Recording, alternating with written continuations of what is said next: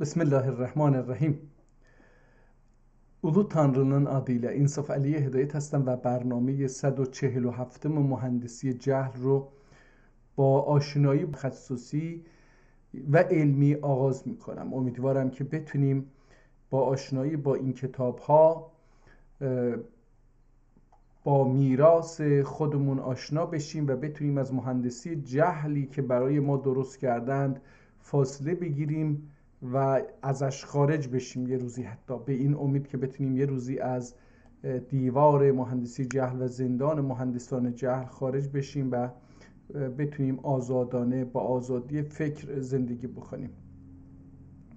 ما در جلسات قبل کتاب‌هایی رو دانلود کرده بودیم و رسیدیم به قصه یوسف و زلیخا، داستان تمیم. ببینیم این چی هستش. فکر میکنم که ما در آخرین جلسه به این کتاب رسیدیم. حالا ببینیم که این کتاب چه چیزهایی رو به ما نشون میده. اول نگاهی به جلد کتاب، به خود کتاب بندازیم، ببینیم که PDF درباره خود ظاهر کتاب، جلد کتاب و صفحات کتاب و خط کتاب اینا چی به ما میگه. اینجا ما با یک کتابی روبرو هستیم که جلدش ظاهرا مقوایی کارتونی هستش و در سلماقا کتابخانه‌ای نگهداری میشه. در ترکیه شمارش هم 541 هستش. این کتاب بر اساس اون چیزی که داریم نشون میده، الان بالا اگه سمت بالا رو نگاه بکنید خیلی آب رفتگی در اون قسمت دیده میشه، در خیلی آسیب دیده این کتاب از نظر جلدش. حالا صفحه بعد رو هازا کتاب یوسف زلیخا، اینجا این رو نوشته. این جلد رو که چرخونده اینجا یه سبز رنگ اون داخل جلد هست. صفحه‌ای هستش که معمولا در کتاب‌های قدیمی کتاب رو که میدوختن، کاغذهای کتاب رو میدوختن و این رو با یه صفحه میچسبوندن به جلد. احتمالا اون باشه. اینجا ابعاد کتاب رو گفته که 53 صفحه هست، یعنی اینجا هم گفته 57 114 153 برگه، یعنی یک برگی که دو رو داره. در هر صفحه هم 28 سطر وجود داره. ابعادش هم 27 سانتی متر و حالا اینا در حدود 18 سانتی متر هستش. اینجا هم یه چیزی نوشته که اخبار، حالا اگه برگردیم میخونیم.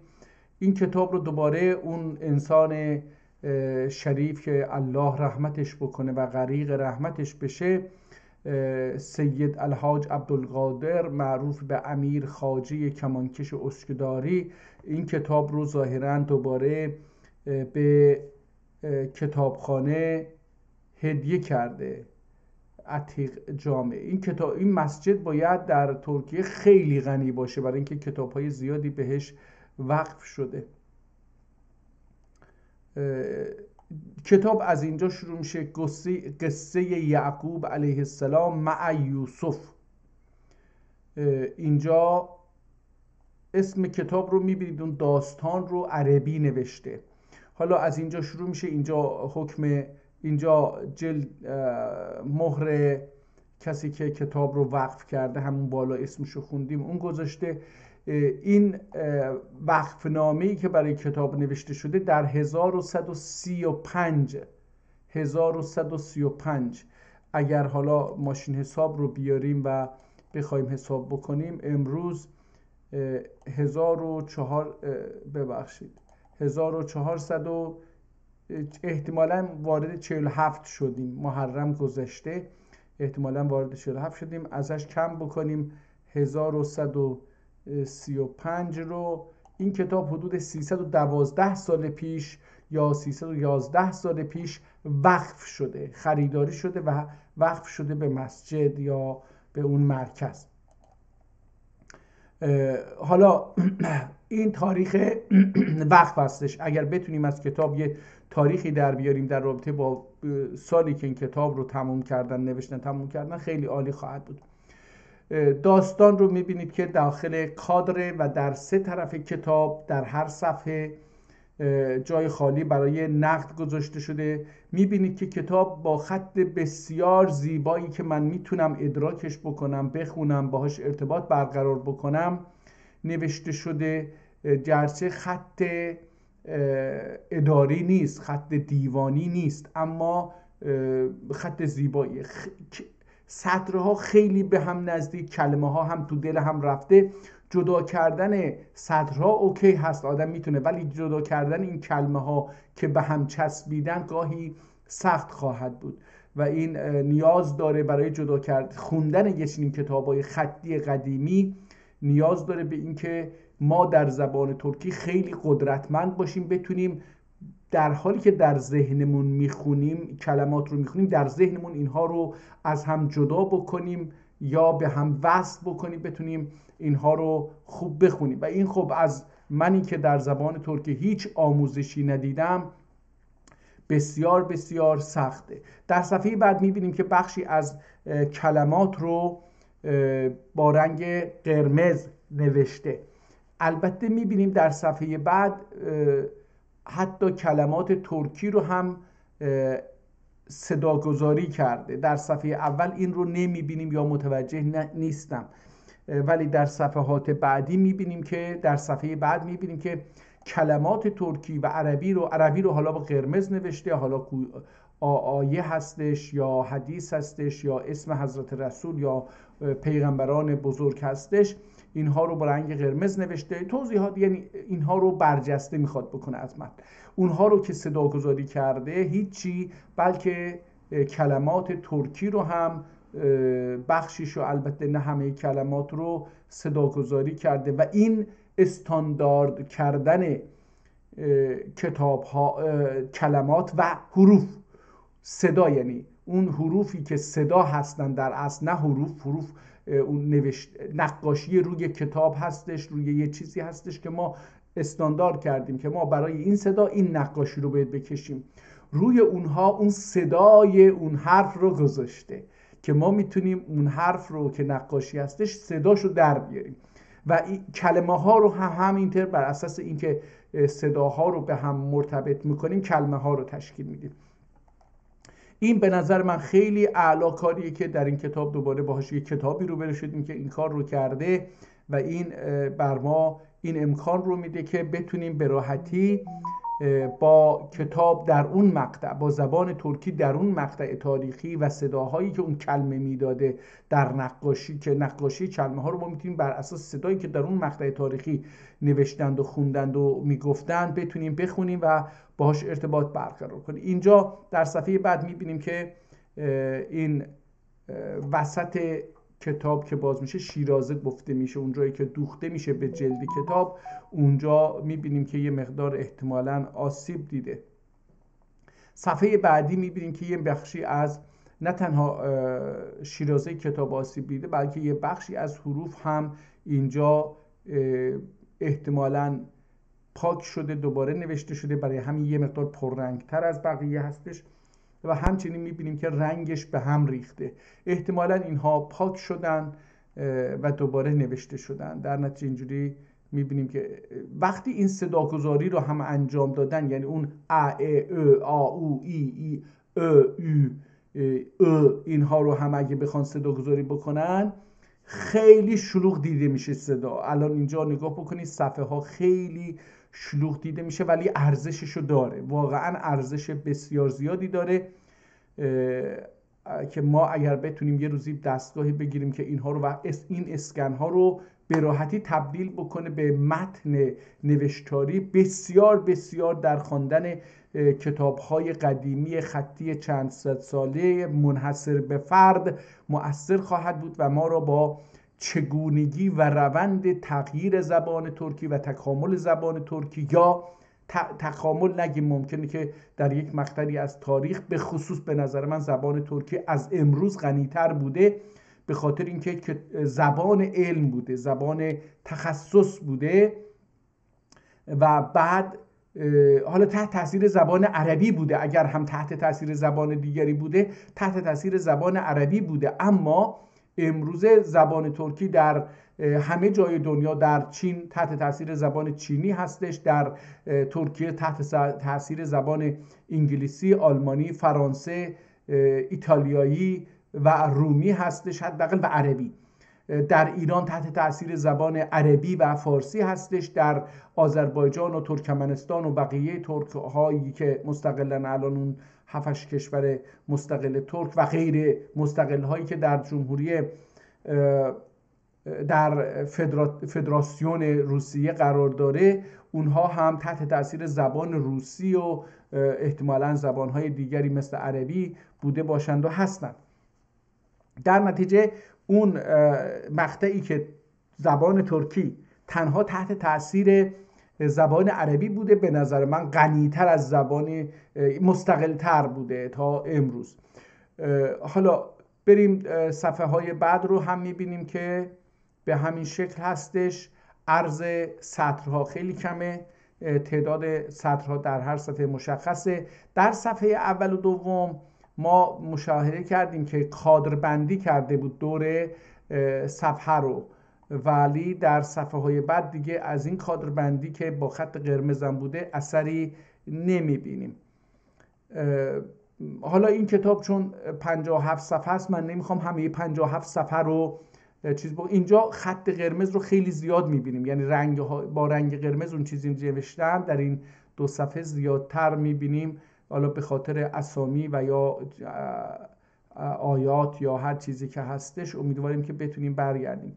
اینکه این کادر نکشیده دور خطها باعث شده که ما در انتها و اول کتاب، اول سطرها موج میبینیم. این هم علتش اون هستش که یک کادر نکشیدن، در نتیجه مجبور شده که کلمه رو تموم بکنه و یا نکشه که سطرها هم وزن بشن هم صدر بشن، پایان سطرها مانند یکی بشه. کتاب رو همینجوری میبینید داریم ورق میزنیم. اینجا با یک حاشیه نویسی برای متن مواجه هستیم که احتمالاً با خطی هستش که برای متن نوشته شده و همون صداگذاری هم روی نقاشی صداها انجام گرفته و خیلی عالی هستش. اینجا میبینیم که طرف تلاش کرده، یه آدمی تلاش کرده که حداقل برای اول سطرهای خط بکشه، اول سطر رو هماهنگ بکنه، ولی میبینیم که از خطکش استفاده نکرده، از یه وسیله احتمالاً پشت یک کتاب دیگر استفاده کرده که خوب خودش موج داره، درجه این خطی هم که اینجا میخواستن بکشن معوج شده، دارای موج شده. اینجا میبینیم که یه لکه روی کتاب افتاده و این لکه در 2 صفحه 3 صفحه بعدی هم ادامه داره. اینجا دوباره میبینیم که بعضی از کلمات رو انگار پاک کردن یا به نظر من پاک شده و البته اینجا به نظر میاد آب ریخته شده روی این کلمه و اینجا هم احتمالا انسان عرق کرده افتاده اینجا و این باعث شده که اینجا به صفحه بعدی هم منتقل بشه. در همینطور در صفحه بعدی هم در همونجا میبینیم که این اتفاق داره میفته. در صفحه های قبلی حروف کلوفتر از این صفحه بعدی بود که داریم میبینیم. بعضی از اسامی رو حتی با وقتی می نویسه با خط درشتری می نویسه، با قلم درشتری می نویسه تا باز بر اونها تاکید کرده باشه. به نظر من همونطور که عرض کردم به نظر میاد بعضی جاها رو حالا یا به خاطر شلختگی، پنتلخ، یا به خاطر پاک کردن کلمه ها پاک کردن و اینجا سیاه شده. در اینجا کتاب اول تمام میشه که حالا ما باید این رو بخونیم. اینجا صفحه 29 PDF هست، 31 PDF هستش. بذارید ببینیم آیا میتونیم اینجا یه تاریخ برای این بخونیم پیدا بکنیم. رب قد ایتیتنی من الملک و علمتنی من تعویل احادیث الله یادی شاهلو وردük dahi düşen ilmin verdün قومنی مسلما و الحقنی بالصالحین ناصر سن bu dünyada selam selametlikle ölelim ya ölelim ihtimalen selametlikle ölelim der ahirinde peygamber Allah haşri ile Hazreti Yusuf Buni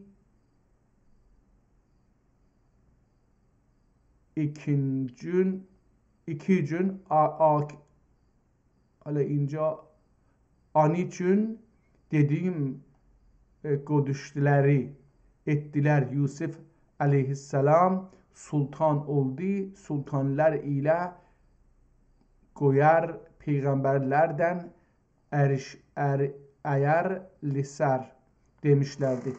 حالا اینجا این به یک احتمالاً لهجه‌ای هستش یا من چیز نمیدونم یوسف علیه السلام bu sözü eşitmişti. Aniçün beni peygamberler gördüğü goyardığı dua ederdi. آندن sonra حالا اینجا ببینید مثلا اینجا ر آندن مثل ز هستش در نتیجه باید یه مقدار کتاب رو خوند و بهش به نقاشی حروف بر روی کتاب باید چشممون عادت بکنه تا بتونیم این کتاب رو بخونیم. آندن sonra kardeşleri birbiri avdi peygamberleri öldüler. حالا تمت قصه یوسف عزیز اینجا تاریخی ندیدیم ولی حالا ببینیم کتاب هازا کتاب تمیر مرداری این هم یک کتابیه که دوباره به این کتاب وصل شده دوباره همون انسانی که این کتاب رو وقف کرده بوده مهرش رو زده ولی کتاب در اثر حالا به هر دلیلی از بین رفته یه مقدار احتمالاً اینجا داستان تمیمداری ببینیم که این کتاب هم اینجا شروع میشه این دو تا داستان در حقیقت هستش اینجا اون صفحه قبلی احتمالاً همین صفحه هست که پشت دیده میشه خالی هستش و اینجا داستان شروع میشه احتمالاً با شعرم همراه هستش این خط بهتر از اون خط قبلی هست نازکتر هستش و به هم نزدیک البته صداگذاری نشده اونجا صداگذاری شده بود اینجا بیشتر از شعر استفاده میکنه تا از چیز متن و اینجا با یک چیز هم مواجهیم ریزتر نوشته شده کلمات بیشتری در کتاب گنجانده شده و اینجا با یک حاشیه هم مواجهیم بعضی از کلمات و جملات رو آیات و احادیث و اسامی رو هم دوباره با رنگ قرمز نوشته شده ولی همونطور که عرض کردم بیشتر شعر شبیه داستان‌های ترکی هستش که عاشق‌ها میگفتن معمولا یه متن کوتاه و بعد یه شعر میخوندن و ساز رو مینواختن شبیه اون هستش و همچنین قسمتی که شعرها نوشته شده عرض سطرها کمتر از عرض متن هستش عرض متن و برای همه اینها کادر کشیده یعنی صفحه رو داخل یک کادر دو تا کادر قرار داده خود کل صفحه رو داخل یک کادر قرار داده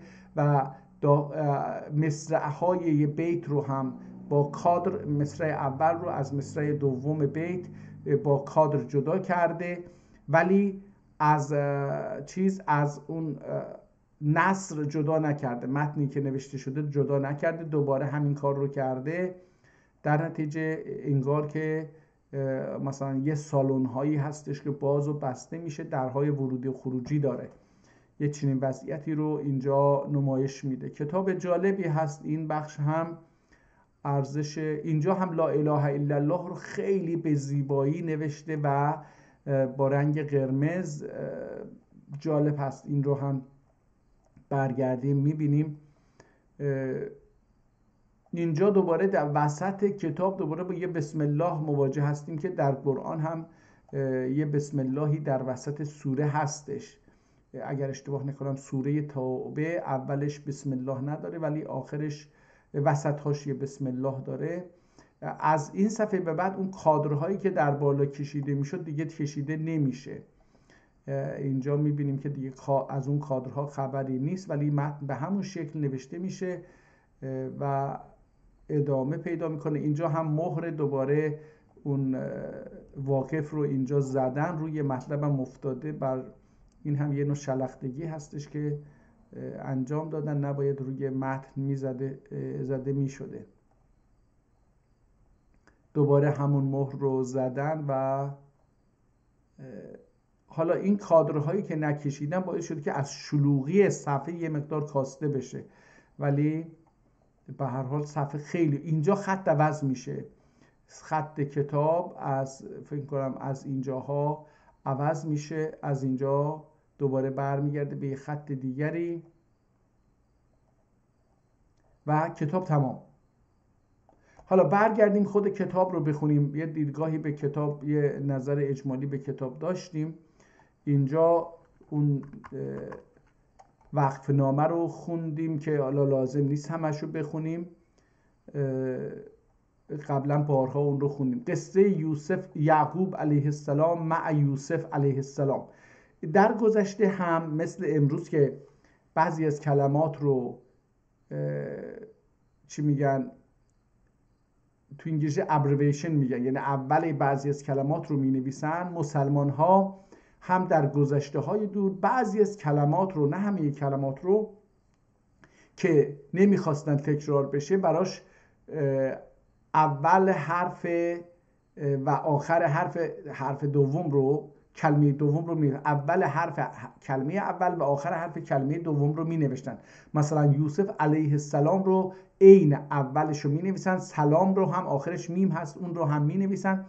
انسانی که با ادبیات ترکی و عربی آشنایی داشته باشه میفهمه که این علیه السلام باید باشه. بسم الله الرحمن الرحیم که نقطه بسم الله رو نمی بینم. حالا حضرت ت رو با ت تأنیث گرد نوشته، مثل ه روش دو نقطه. حضرت یعقوب، حضرت اسحاقون با کاف نوشته و همزه هم گذاشته. اسحاقون اغلدر. lütün kızından doğmuştur. حضرت یعقوب از لوط پیغمبر، لوط، نمیدونم چرا اسمش لوط هستش، حالا اسمش لوطه دیگه. این منظور به معنی لوط ترکی نیست که منظور چلپاق. لوط در زبان ترکی به معنی چلپاق هستش، یعنی بدون لباس. این رو بهش میگن لوط. اما این لوط ادبی هست یا حتی ممکنه که به زبان یهودی باشه،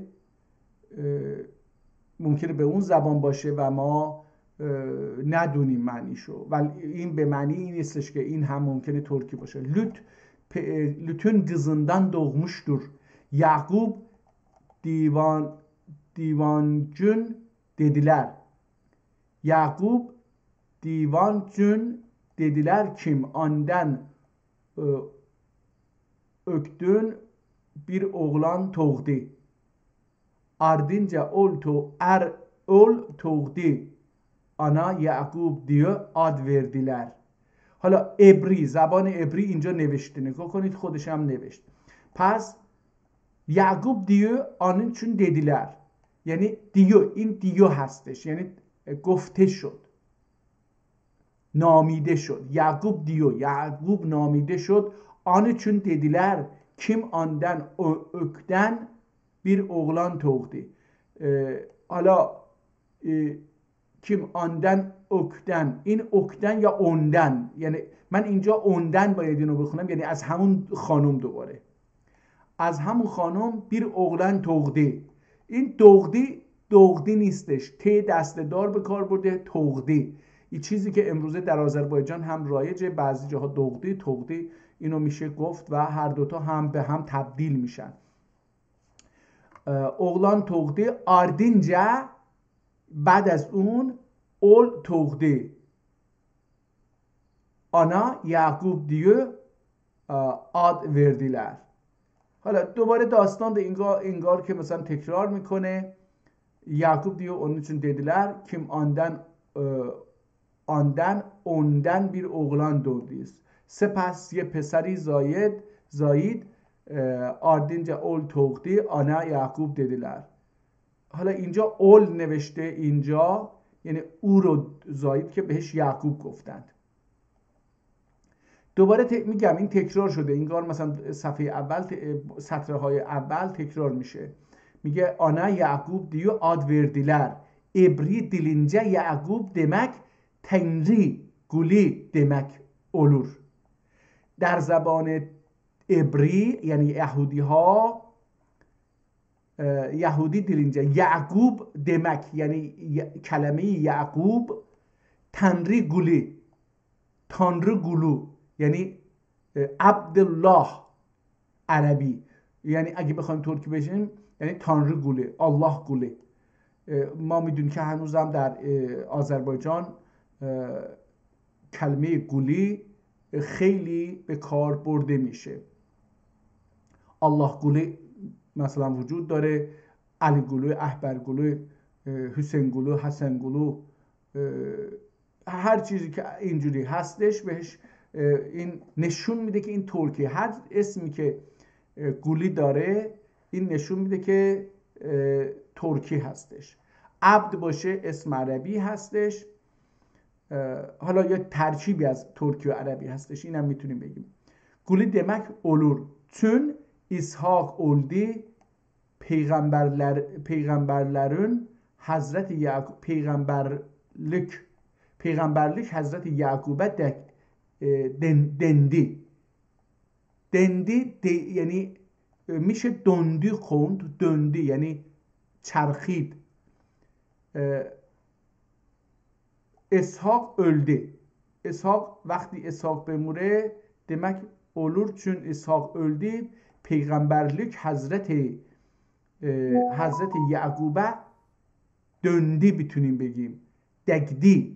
دگدی هم میتونه باشه یعنی پیغمبر اگر دگدی بخونیم یعنی دیدی، یعنی پیغمبرlik از اسحاق در اومد به حضرت یعقوب برخورد. این معنی رو بده. دندی بخوریم یعنی اینکه چرخید از حضرت اسحاق به حضرت یعقوب. اینگار که مثلا از پدر به پسر مثلا میرفته اینجوری.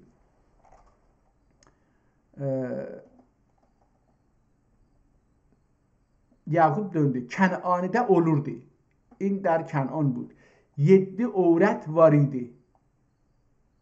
7 زن داشت. عورت اینجا به معنی زن هستش. Her birinden oğlu ve kızı oldu.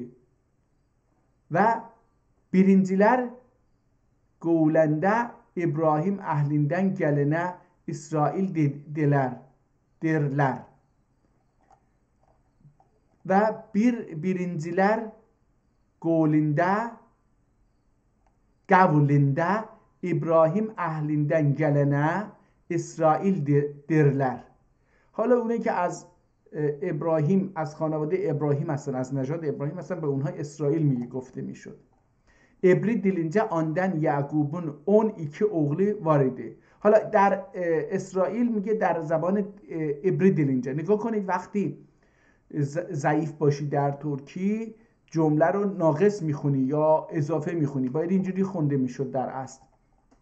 7 عورت vardı, her birinden oğlu ve kızı oldu ve birinciler Gavlinde İbrahim ehlinden gelene İsrail derler İbri dilince. اینجا جمله تموم میشه.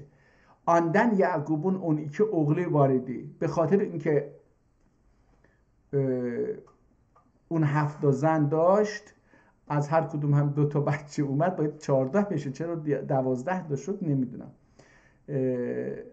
12 oğlu vardı. 12 oğlundan kızından artık 120 dünyaya geldi. Wow! 12 oğlundan kızından artık 120 dünyaya geldi. Dünyaya geldi. میگه بیش از 120 مرد به دنیا آمد. از دختران و پسرانش بیش از 120 نفر به دنیا اومدن. حضرت یعقوب، حضرت ابراهیم سنتین دوتردی یعنی götürdü. آنون صحفین اوگوردی و صحف اون رو ابراهیم رو میخوند. یعقوب سنت ابراهیم رو گرفت و صحف اون رو میخوند. جالب اینه که اینجا از صحف صحبت میکنه. صحف مثل صفحه هستش، حالا بزرگ و کوچیک باشه چی باشه، ولی ما بعدا میبینیم که موسی که بعد از اینها میاد اون روی سنگ مینویسه و اونجا دیگه چیز نیست. نمیدونم این صحف رو چجوری میشه اینجوری حساب کرد، حالا از چه چیزی بوده، بر روی چه چیزی می نوشته، این صحف اون رو میخونده، این صحف چه حجمی داشته، به چه بزرگی داشته، چه جنسی داشته، کجا نگهداری میشده و اینها در اون مقطع تاریخی، این یه مسئله است. آنون صوفی اوگوردی دیگه اینجا صداگذاری کرده، ما میتونیم الان بگیم که این اوگوردی میگفتن، ما اوخوردی میگیم امروزه. در ترکیه هم اوکوردی احتمالاً باید بگن. هم حضرت ابراهیم گلدیگی گومن گلدی ایدی، گلدیگی گومن گلدی ایدی. حضرت یعقوبون گومه oğluna oğlanlar elm ogurlardı.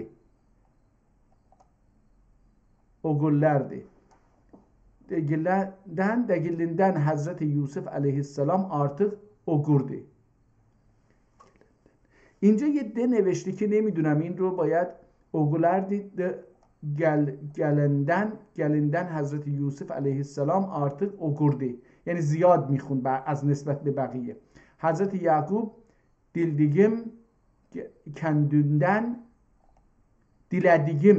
kendinden sonra peygamberlik Hazreti Yusuf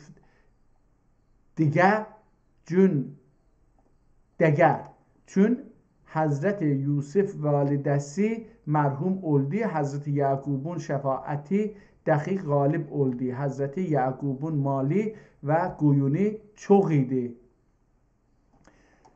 حالا من دیگه نمیخوام اینو ترجمه بکنم، به نظرم خیلی ساده نوشته، ولی با متنش باید آشنا بشیم. با متن جمله بندی این کتاب به ترکی باید آشنا بشیم. به نظرم خیلی قدیمتر از کتاب‌هایی هستش که تا الان خوندیم، چون نوع جمله بندی خیلی قدیمتر از اون کتاب‌هایی است که ما مثلا یک کتابی خوندیم که حدود 900 سال پیش بود، نزدیک 1000 سال پیش بود.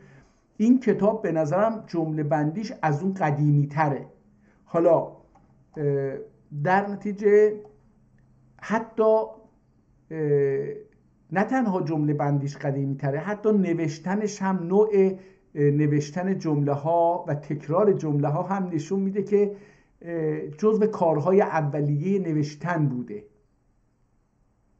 یعنی ما همین اول که شروع میکنیم، آدم یواش یواش اینها رو به تدریج که این کتاب ها رو بخونه متوجه میشه که مثلا نگاه کنید اول جمله رو چند بار تکرار کرد، اینجا هم هی داره تکرار میکنه. این نشون میده که در اون مقطع تاریخی هنوز برای نوشتن زبان ترکی خیلی تسلط قدرتمندی وجود نداشته، ادبیات یا تمدن مکتوب جدی وجود نداشته که در اثر تجربه های قبلی انسان ها بتونن جمله ها رو تکرار نکنن، کلمات رو مثلا چیز بنویسن. اینجا میبینیم که خیلی این مسئله وجود داره. حالا میگه که sonra پیغمبرلük یعقوب دوست داشته که چون مادر یوسف مرده بوده و یعقوب از طرف مادر یتیم بوده، حالا اینم یتیم گفته نمیشه در زبان ترکی. اگر پدر بمیره به بچه میگن یتیم، ولی اگر مادر بمیره öksük. حالا انگار یه چیزی من الان یادم نیست اون چی میگن، گفته میشه. این هم به خاطر اینکه مادرش مرده بوده حضرت یعقوب به یوسف علاقه بیشتری داشته. این رو اینجوری میگه، نگاه کنید. sonra peygamberlik حضرت یوسف دگه، حضرت یوسف دگه یا یوسف دگه، اینجا با دگه بخونیم چون حضرت یوسفون والدسی عربیه، والده عربی هستش، مادرش مرحوم اولدی حضرت یعقوبون شفاعت دخی، شفاعت گذاشته، شفاعت دخی غالب اولدی حضرت یعقوبون. حالا اونجا یعقوب اولدی حضرت یعقوبون مالی و گوینه چوغیدی، مال و گوسفند زیاد داشت. گویون اسم عام هست برای گوسفند، اما در زبان فارسی نمیدونم این گوسفند میگن به همه چیز، ولی در زبان ترکی گویون به ماده میگن و گوچ به نر گفته میشه و بیشتر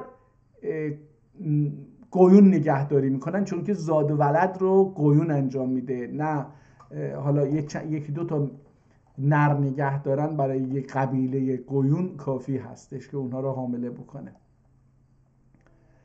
میگه گویونی چوغیده هر بیر اغلی نیلتینه 6000 گویون، احتمالا این نیتینه باشه نمیدونم. هر بیر اغلی مثل له هستش ولی نیتینه من میتونم بخونم این رو. نیتینه 6000 گویون اتمیشتی، برای هر پسرش یعقوب 6000 گوسفند نیت کرده بود، در نظر گرفته بود. یعنی اینجا نیت به معنی نظر گرفتن. حتی وقتی در نماز هم ما میگیم نیت میکنم، یعنی در نظر میگیم که برای چه منظوری یه کاری رو انجام میدیم. مثلا حالا من یه لیوان آب دستمه، میخوام اینو بپاشم زمین، همینجوری میپاشم. یه وقتم هستش که میگم اینو به نیت این میپاشم که احسان پدرم بشه. خب اگر اون آب بریزه به یه پای گلی، یه حیوانی که به آب نیاز داشته اون استفاده بکنه، اون بهرش مثلا از نظر مسلمانی میره به پدر من. ولی اگه نیت نکنید اون هدر رفته دیگه، همینجوری رفته. حالا شایدم به خودتون برگرده، نمیدونم. نیت 6000 گویون اتمیشتی، خیلی پولدار بوده. یعنی این ضرب در 12 بکنیم برای پسرانش، 6 ضرب در 12 بیش از 70000 تا گوسفند داشته این آدم. خیلی مشتی بوده، میلیاردر زمان بوده. پیغمبرها اکثرشون میلیاردر بودن، یا خودشون یا زنشون. حضرت محمد هم زنش میلیاردر بوده. گجن oğlanları taşara koyuna cigarlar. cigatlar. حالا اینجا سه هستش. جیکسلر اتمیشتی. گجن، اینجا گجن رو پاک کردم به نظرم، حالا گجن شده دوباره. از کلفتی چیز اینو میشه تشخیص داد. گجن oğlanları یعنی همه پسرا، تشرک گوینه جیکسلر حضرت یوسفی تله وارد مغه گومزدی. میگه حضرت یوسف، اونا بچه ها که میخواستن گوسفندای خودشونو ببرن پسرهای دیگر به بیرون، تیشره بیرون، گوینه جیکسلر یعنی ببرن حالا برای چوپانی دیگه، این منظورش اینه. حضرت یوسفی، حالا اینجا یه کلمه نوشته که نمیشه خوند، اون چیز مثلا نمیدونم انگار مثلا پاکش کردن و اینا، میشه بله اله بله وارمغه گویمزده، نمیذاشت اونها بره بیرون. حضرت یعقوب دائم حضرت یوسفه علم ögerderdi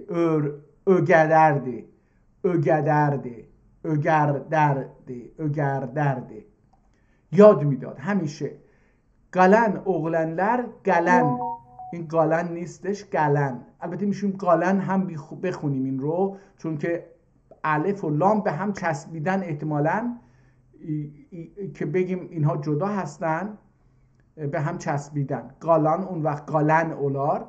اگر اینها رو یه حرف فرض بکنیم بگیم که گالن هستش، اینجا میشه گالن. گالن اغلندر یه نه دخی علم ادرده. برای بقیه هم علم میداد. دائما gözün حضرت یوسف'den اینجا پاره شده. اینجا کتاب پاره شده. این که گفتیم آسیب دیده درست گفته بودیم. این صفحه پاره شده، ما صفحه بعدی رو میبینیم. یوسف'den ayırmazdı. Gözün حضرت یوسف'den ayırmazdı. Buğlan oğlanları. Bu galan oğlanları. حالا گالان نیستش، گلنه. Bu galan oğlanları Hazreti Yusuf'a kin bağlayıp sevmezlerdi. اینجا sevmez باید بخونیم، sövmezlerdi. این میشه در تبریز البته میگن söyürem یعنی دوستش دارم، اما söymak da یعنی فوش دادن. söyürem، söydü یعنی فوش داد. اینجا در تبریز لهجه تبریزی söylemek و sevmek یه جوری ادا میشه. در متن جمله میشه فهمید که مثلا ondan pisim gelir söydüm، ازش بدم میومد فوش دادم. ولی ondan خوشum gelir söydüm، onu söydüm، ondan dostumdu. اینجا söydüm یعنی دوستش دارم، خوشم اومد ازش. ولی اینجا ما حضرت یوسف'e kin bağlayıp sevmezlerdi. ما اینو ادبیش sevmek و söylemek این متفاوته. sevmek دوست داشتن، söylemek فوش دادن. ayırmazdı. Bu gelen oğlanları Hazreti Yusuf'a kin bağlayıp sevmezlerdi. Ta ol vaktiden ki o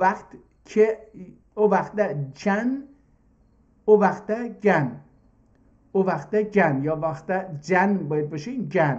o وقته جن حضرت یوسف علیه السلام düşer gördü. Düş gördü. Düş اینجا رویا و خواب که به فارسی میگن، این در خواب البته چیز نیست، خواب دیدن درست نیست دیگه، اون رویا دیدن هستش. چون خواب اون حالتیه که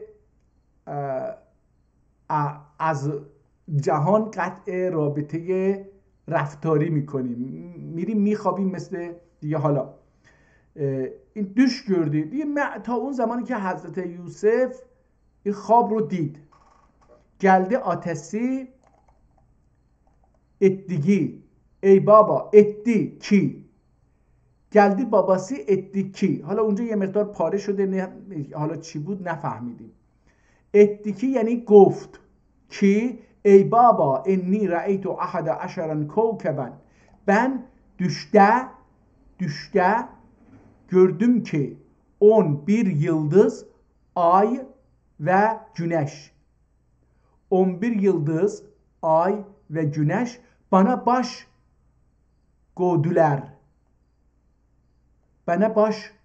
گودولر. اینجوری نوشته. این برای همین میگم صدا جالبه. این کتاب یکی از اون کتاب‌های زیباییه که ما رو میبره به اون تاریخی که زبان ترکی نوشته شده. بنا با که نوشته شده، نون رو. بنا باش گودولر. قویماق باش گودولر یعنی انگار که سرشون رو جلوی من به زمین گذاشتن. اینجوری میگه. قویماق یه چیزی رو گذاشتن. باش گودولر یعنی سرشون رو به زمین گذاشتن. چون حضرت یوسف'den حضرت یعقوب bu خبری eşitti. لا تقصص رؤیاک علی اخوتک یا یوسف. bu düşü اونجا آیه رو دیگه جدا نکرده. نگاه کنید، آیه رو از متن ترکی جدا نکرده و اون رو هم اتفاقا صداگذاری، تنها فرقی که بین جمله قبلی و این داره صداگذاری هستش. اینجا صداگذاری کرده عربی رو. یا یوسف bu düşü kardeşleriyle ya kardeşlerine deme. Olmasın kim ya olmasın kim? Ya Yusuf sana mekr ederler. Demek olmasın kim? Hala ya Yusuf bu düşü kardeşlerine demek ki olmasın kim? یا یوسف sana مکر ederler. ببینید جمله میگم زبان ترکی اولیه هست، جزو کتاب‌های اولیه زبان ترکی هستش، یا نویسنده با آثار قبل از خودش آشنا نیست، در نتیجه هی تکرار میکنه، تکرار مینویسه و در نوشتن هم البته کار خوبی که خیلی خوبی که انجام داده صداگذاریه. یا یوسف sana مکر ederler. Bu سوره حق تعالی جل و علا bizim peygamberimize etti. حالا چی گفت؟ etti بازم گفت. Bu kısselerin kergülüsüdür dedi. Bu kısselerin gereklüsüdürdü. Gereklisi dördü dedi. Nahnu gereklisidir. İnciri. Bu kısselerin gereklisidir dedi. Nahnu nekussu aleyke ahsenul kıssesi, yani ya Muhammed biz sana hikayet eyledik ve hikayetlerin yekleri gibi. Ve hikayetlerin yekler gibi. Bema avhayna ileyke hazel Kur'ani, iş bu Kur'an içinde. نگاه کنید ترجمهش هم همینجوری میکنه، یعنی بما اوحینا الیک هذا القرآن، این عربیه، ایش bu قرآن içinde و اینجا بازم اینه انگار مثلا چیز قرمز نوشته، ایش bu قرآن içinde و این کنت من قبله لمن الغافلین، yani ya Muhammed sen bundan ileri gafildün. İleri yani در قبل، در گذشته. sen bundan، sen از این ileri gafildün، در گذشته از این داستانها غافل بودی. Bu hikayetten Yusuf suresi nazil olduğunun sebebi bu idi kim؟ حالا چرا میگه دلیل اینکه سوره یوسف اومد سببش چی بود؟ به حضرت محمد البته این اومد. Bu idi kim؟ bir gün Hazreti Ömer radıyallahu anhu evi kapısında، ev نیست اینجا، ev نوشته، evi kapısında otururdu. Cuhudler geldiler Hazreti Ömer radıyallahu anh'a, hazretler ile mübahise ettiler. حالا cuhudler ما در تبریز بچه که بودیم میگفتن نرید بیرون، جهودا میگیرن خونتون رو میمکن.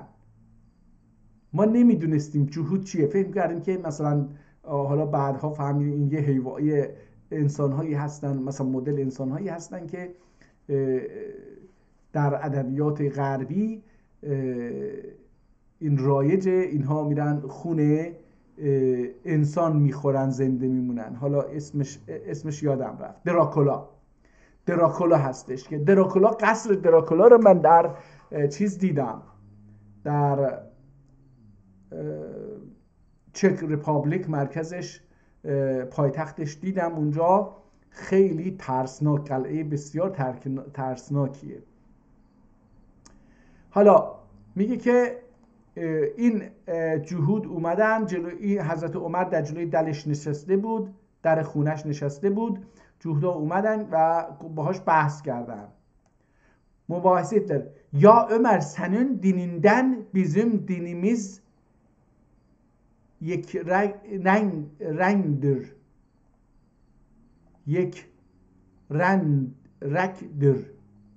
یک رنگdir احتمالاً، یعنی din şoma ve ma eyni hem hastış. Ya Ömer, senin dininden bizim dinimiz یک رنگdir یا یک رگdir. اینو نمیدونم، من اینو میتونم یک رندر بخونیم، یک رگدر بخونیم، یک رندر بخونیم. حالا این دیگه. زیرا کی hikayetlerin یک رگی حضرت یوسفون حکایتیdir. اینجا یکی بودنشو میگه، یک رگدر، یک رگدر یا یک رندر، یعنی یکی هستن. این کلمه مثلا من برای اولین باره که باهاش روبرو میشم، احتمالاً این کلمه به فارسی رفته یک رنگ شده. این رگ میتونه باشه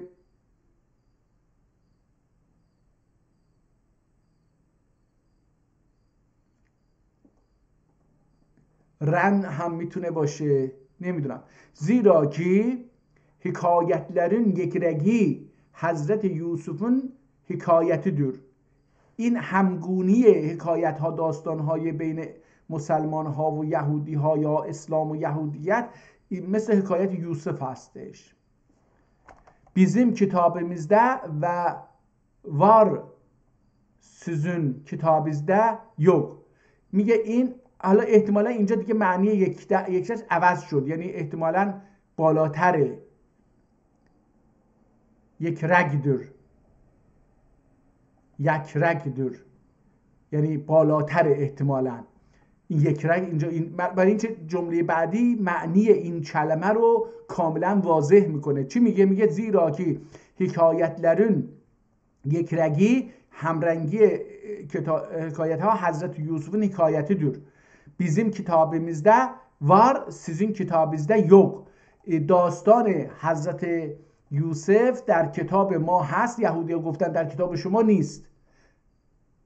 برای این که احتمال میدم که میگه دین ما از دین شما بالاتره. این یک رندر یا یک رگدر، این به این معنی بالاتر بودن هست. به نظر من اینجوری الان جمله بعدی اون کلمه قبلی و جمله قبلی رو معنی کرد. پس حضرت عمر رضی الله عنه بونی eşidip durdu. Hazreti Resulullah sallallahu aleyhi ve sellem hazretine geldi. Ol cuhudlerin, sözlerin etti گفت. Hazreti Habibullah cün ani eşidip ملول oldu. ملول غمگین. نمیدونم این کلمه ملول عربی هستش یا فارسیه، عربی هستش یا ترکیه، نمیدونم. آندن حق تعالی bu sureyi veripti. به خاطر غمگینی حضرت رسول هستش که این سوره رو از طرف الله فرستاد برای حضرت محمد. öncüler dediler. حالا اینجا یه الف هستش، ایرنجلر، احتمالا ایرنجلر باشه. dediler اول وقتی که ایرنج میدونید یعنی حالا چجوری اینو ترجمه بکنم؟ ایرنج یه چیزی که ما ببینیم به شدت ازش بدمون بیاد، ناراحت بشیم از نظر روانی، داخلی، فکری و عق بکنیم، بخوایم بیاریم بالا، بگیم ایرنجی. حالا اینجا اگر الف رو که من در اینجا یه الف رو به طور خیلی چیز میبینم، اگر ایرنجلر بخونیم یعنی اون یهودی هایی که عق آدم رو در میارن، ایرنجی. حالا یه مثال نمیخوام مثالی بزنم که مثلا عقتون در بیاد. dediler ol وقتی که رسول الله صلی الله علیه و سلم مکه'den Medine'ye geldi. Resulullah sallallahu aleyhi ve sellem ile çok kimseler bile geldiler.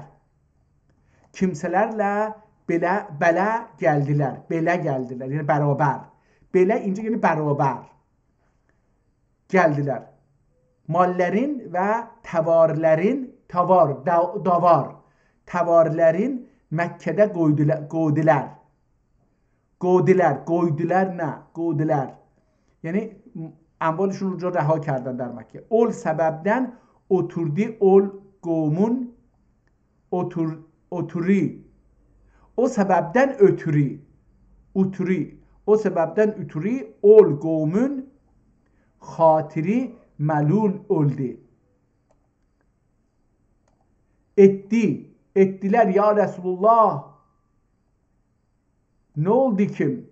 Ne پرسیدن ازش ne oldu kim? چی شد که Kur'an'dan bize bir hikayet oleydi, hatırımız anla neydi? Aklı neydi dediler. Aklı neydi ya alı neydi? Anlı neydi? Mesela این میتونه anlı neydi? anlı neydi? یعنی با اون خوش میشد یادگاری مثلا anılmak یعنی خاطر موندن در خاطر موندن bir hikayet olaydı hatırımız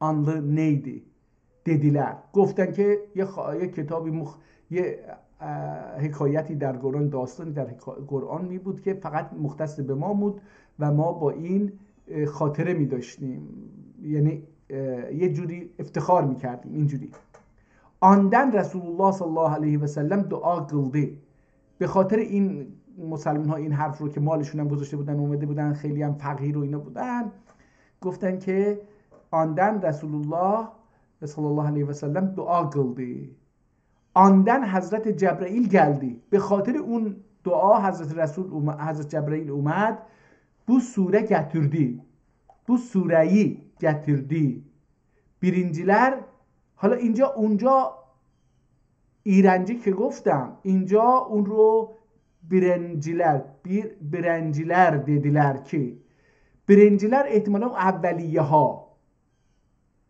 اون حالا دیگه اینجا ایرنجی نمیخونیم برمیگردیم اون بالا برنجی همون الف رو نادیده میگیریم میگیم birinciler یعنی اولی ها حالا مسلمان ها دو دستن اولیه یه دسته مسلمان های مکه هستن یه دسته مسلمان های مدینه هستن مسلمان های مکه فرار میکنن از مکه به خاطر فشاری که میاد پناهنده میشن به یثرب که بعداً شد مدینه به اینجا پناهنده میشن احتمالاً birinciler همون میشه مکه‌ای ها حالا بذارید ببینیم چی میشه من اینجوری حالا دیگه اون ایرنجی نیست اینو الان دیگه متوجه شدیم که در صفحه بعدی اومد این رو درستش کرد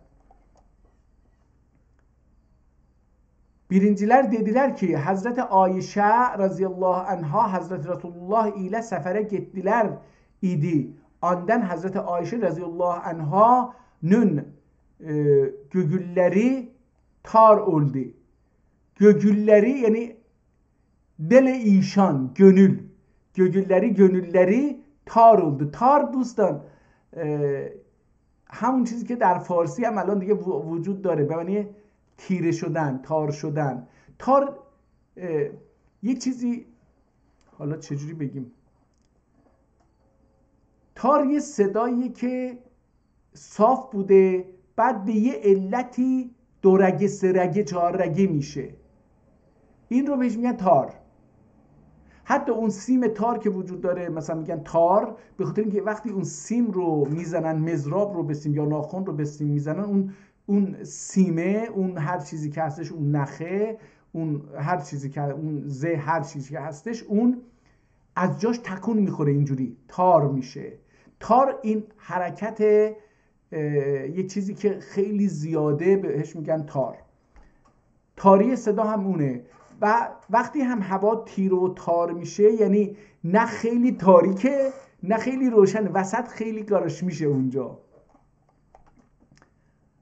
تار oldu ettiler حالا حضرت رسول رفته برای مسافرت آیشه مادر مسلمان ها هم مونده در خونه، به خاطر دوری از حضرت محمد خیلی دلتنگ شده، دلش تار میزنه. یعنی چی؟ یعنی هی چی شد؟ به سرش چی اومد؟ کجا رفت؟ سالمه؟ غذا خورد نخورد؟ سرما خورد نخورد؟ کشته شد نشد؟ زنده هست نه؟ پیروز شدن نابود شدن؟ ای داره این تار، یعنی همین وضعیتی که در دل هست. Tar oldu. Ettiler. Goften ya Resulullah Hakkı Teala Kur'an-ı Azimüşşan'dan bize bir hikayet ve bir kıssa veripse onunla gönlüm acılıydı. Açılıydı, in açılıydı. Açılıydı dedi. Dedi ondan Hazrete bu sure ve bir veribdi. به خاطر همین سوره به خاطر اون اومد. دو تا داستان هستش، یکی این که یه یهودی اومد با عمر صحبت کرد اون شد، و یکی هم حضرت عایشه مادر مسلمان ها که مادر منم حساب میشه از نظر اسلام، من هم مسلمان هستم، دلش برای حضرت محمد تنگ شد و ازش خواست که یک داستانی رو براش بگی که اختصاص به اسلام داشته باشه و حضرت محمد هم این رو از خدا خواست و خدا همین داستان یوسف رو آورد و براش گفت. Azimüşşan'dan bize bir hikayet ve bir kıssa veripse anla gönlüm açlıydı. Yani دلم شاد میشد، دلم که تنگ شده بود حالا باز بشه. açılma خیلی زیبا گفته.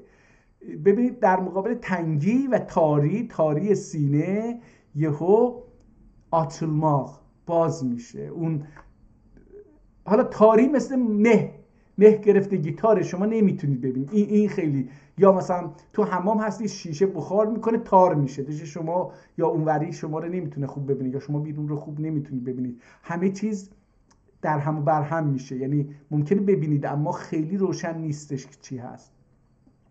اما açılmak وقتی اینه که دیگه اون بخار یا اون مه بره و شما بتونید همه چیز رو واضح ببینید.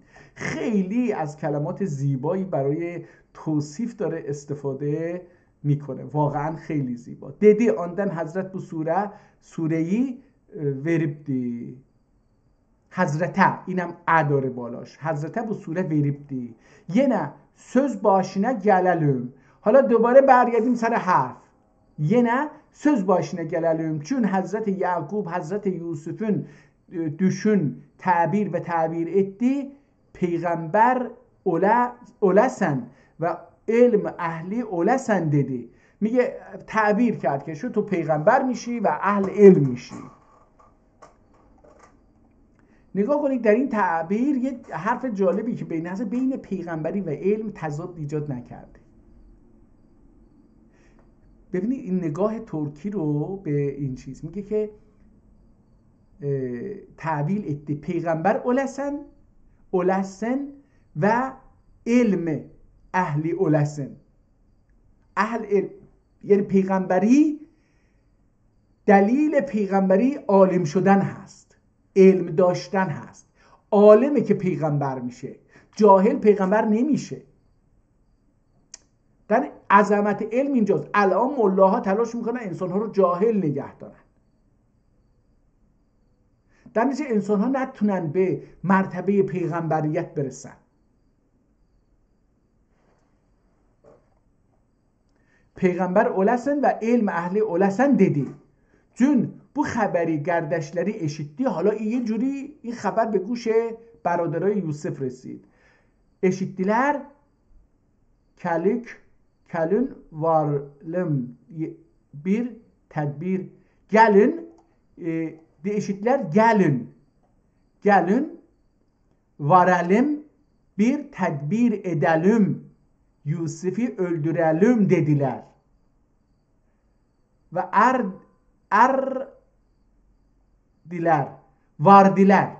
vardiler bir yere. Derilip danıştılar. Vardiler bir yere.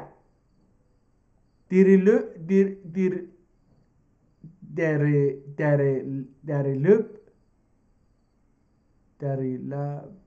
danıştılar, ettiler. احتمال دریلوب احتمال در همون موضوع. دریلوب درمک چیدن هستش، یعنی هر کسی یه حرفی گفت دیگه. اینجا دریلوب دانشتیler، ettiler، گفتگو کردن. کلمات تکراریه بدن. دریلوب میتونیم به معنی گزیده هم بگیم. هر کسی یه جمله‌ای گفت، یه چیزی گفت. دانشتیler گفتگو کردن، ettiler گفتند. اقتلوا یوسف اطرحوه، öldürelim bu güya bırakalım.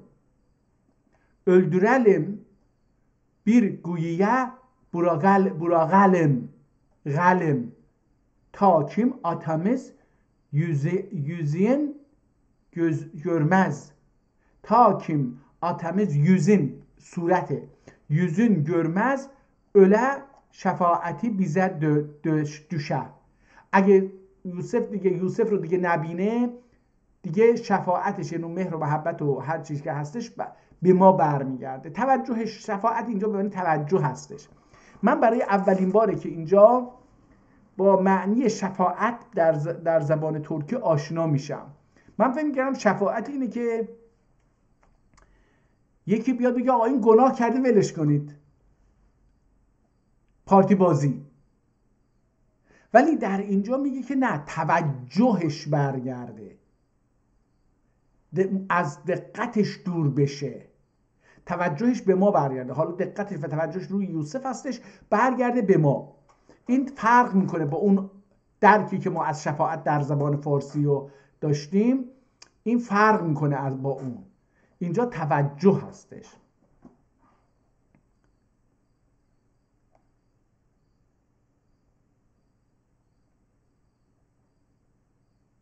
کجا رفتیم؟ شفاعتی بیزد دوشه و دخی آتاموس شل قدر hizmet edelim ki bizden راضی olsun. حالا گفتن که برای پدرمون خدمت بکنیم که از ما راضی بشه. dönelim yine günahimize tövbe edelim. dönelim yine günahimize tövbe edelim. قال قائل منهم لا تقتلوا يوسف. birisi ederdirler. Birisi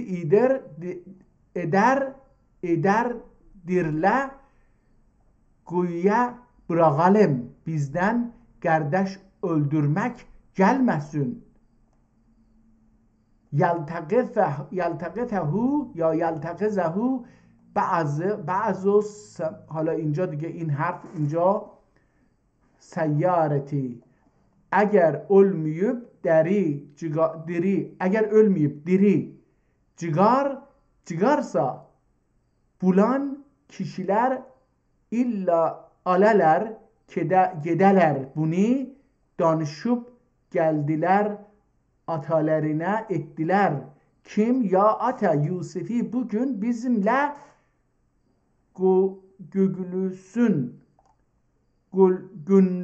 günlüsün, teferrüc eylesin.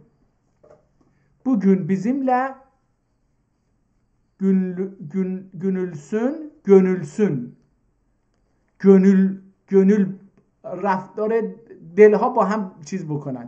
gönülsün، teferrüc eylesin dediler. Hazreti Yakub destur vermedi ve dediler ve az dediler Yusuf'a ettiler ve az diler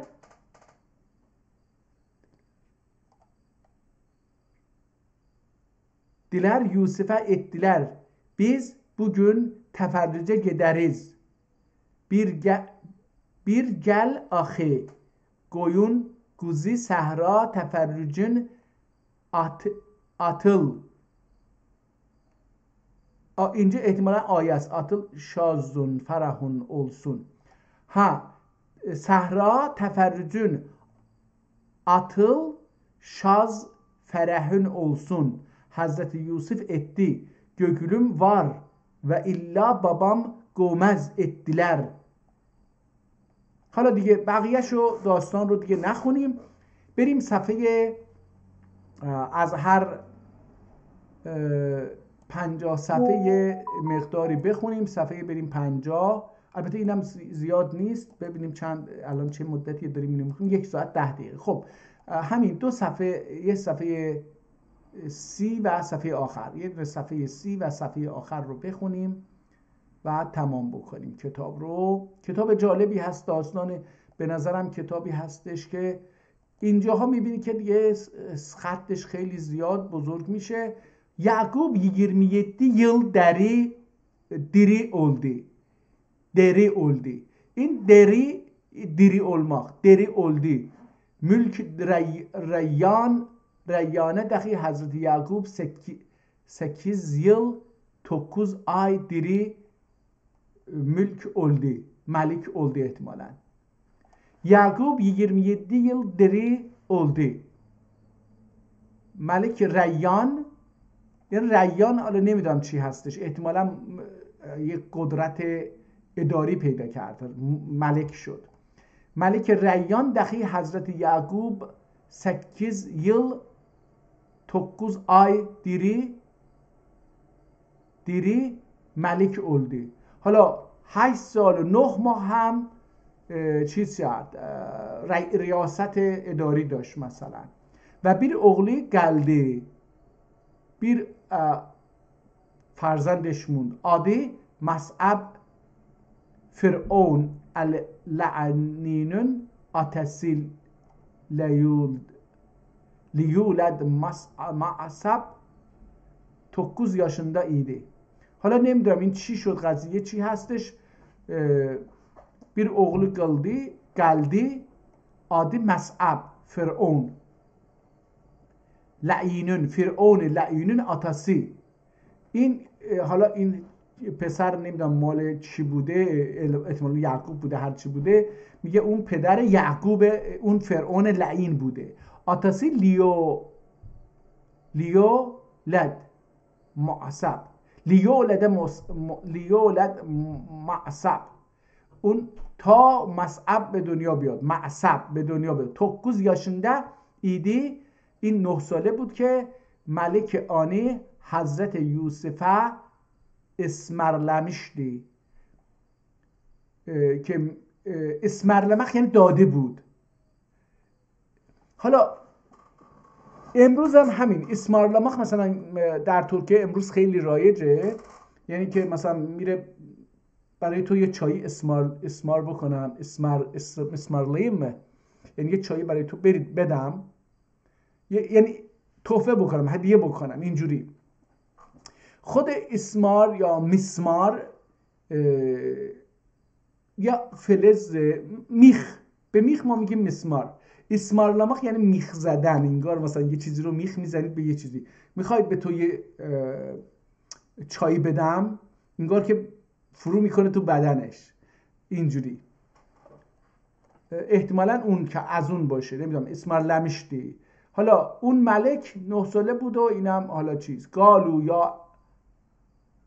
قالو ایانن ابانا استغفر لنا ذنوبنا انا كنا ظالمین. Hazreti Yakub'un oğlanları demişti ki biz Yusuf hakkında suç ettik.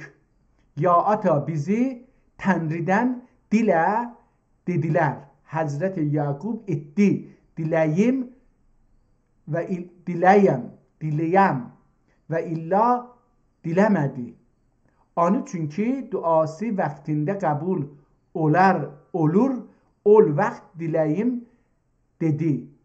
Yahud kişinin hasmi razı ola ve ol vakt dua kılalar. Ondan Hazreti Yakub etti. Yusuf huzurin gördün. Sizden razı olmadımı demişti. حالا میگه که این هم حرف جالبیه که اینجا یه ترک داره در مورد داستان یوسف داره یه حرفی رو میزنه، خیلی حرف جالبیه. میگه که یه آیه از قرآن میاره قالوا ابانا استغفر لنا ذنوبنا انا كنا ظالمین. پسران حضرت یعقوب اومدن گفتن که ای پدر گناه ها از خدا بخواه گناهان ما رو بیامرزه که ما ظالم بودیم. اعتراف به اون جنایتشون کردن. نگاه کنید مرحله اول اینکه بخشیده بشید اینه که اون کار جرم و جنایتی رو که انجام میدید رو بهش اعتراف بکنید. حالا این داره ترکی که داره اینجا این رو تفسیر میکنه، میگه حضرت یعقوبون oğlanları demişti ki biz Yusuf hakkında suç ettik. اومدن گفتن به حضرت آقا ما در حق یوسف به جرم، suç جرم، به جرم دست زدیم. ettik. Ya ata bizi Tanrı'dan dile dediler. ای خدا ای پدر از الله بخواه، از تانری بخواه. آرزو بود، دلمک آرزو کردن، خواستن. حضرت یعقوب ادی چی گفت؟ دیلاییم دیلاییم یعنی آرزو بکنم. و الا دیلمدی، اما نخواست. یعنی بهشون گفتش که اوکی آرزو میکنم ولی آرزو نکرد. این ببینید یک نوع آموزش داره میده که عفو گناه، جرمی که در حق من نیست رو نمیتونم ببخشم یا درخواست بکنم ببخشه. میگه که تندیدن دیله حضرت یعقوب ادی گفتش دیلیم و ایلا دیلمده. آن چون چرا؟ آن چون که duası vaktinde kabul olur. اول وقت دیلیم دیدی، اول در اول گفتش که آرزو میکنم. یا خود کشونون خصمی راضی اولا، میگه اول باید اون خصمتون، اون کسی که علیهش جرم واقع شده اون باید راضی بشه. یا خود کشونون خصمی راضی اولا و اول وقت در اون وقت دعا گلالر، اون وقتی که اون راضی شد دعا باید بکنیم. آندان حضرت یعقوب ادی گفتش که یوسف حضورنا گدرین، برید خدمت یوسف. سیزدن راضی اولدیمی، اگه از شما راضی شد اولمادیمی، راضی نشد دمیشتی. یعنی میگه که باید برید خدمت یوسف، به اعتراف بکنید به جناحتون، به جرمتون و اون وقت راضی بشه یا راضی نشه تا بشه گناه کرد. خبرده بودور زلیخانون یه نه حکایت نه گلدک، که باز هم حالا میگه در خبر این بود، اخبار این بود. حالا میگه که دوباره برگردیم به سراغ داستان زلیخا. حالا یه مقدار هم از داستان زلیخا بخونیم. او اول یا اول وقتی که زلیخا کندو günahın aziz ana talak verdi idi. Çok yerden isterlerdi, Züleyha varmezdi.